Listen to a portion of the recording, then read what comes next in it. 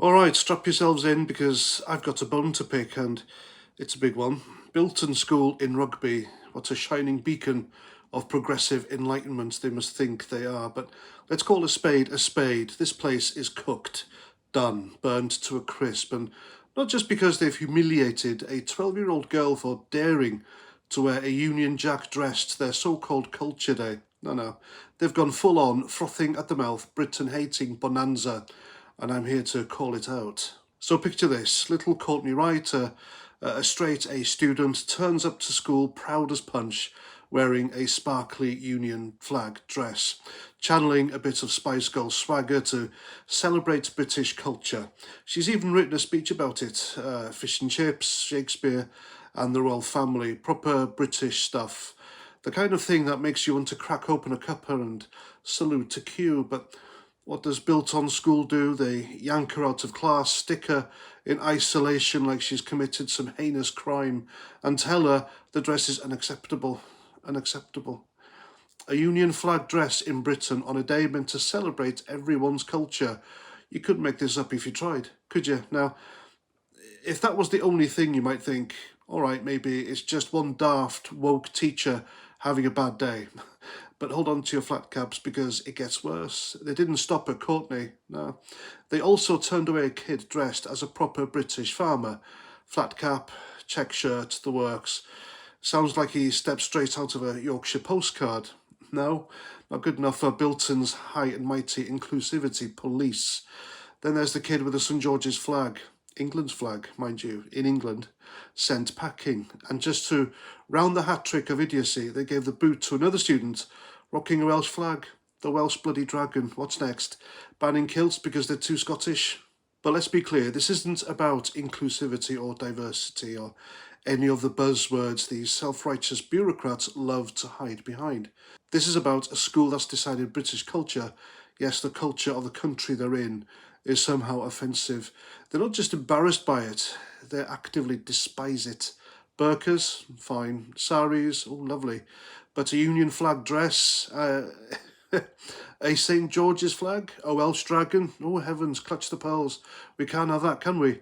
It might upset someone's delicate sensibilities. Never mind that the whole point of Culture Day was to celebrate everyone's heritage, including, shock horror, British heritage. And don't give me that it was a misunderstanding nonsense.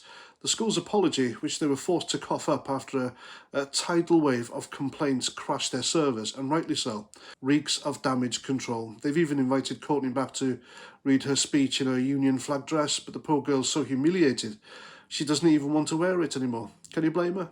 No, me neither. They made her feel like being proud of our country is something to be ashamed of. That's not a mistake. That's a mindset, a toxic, woke, progressive, left-wing, anti-British mindset that's wormed its way into our schools, where teachers think they can police patriotism like it's a thought crime.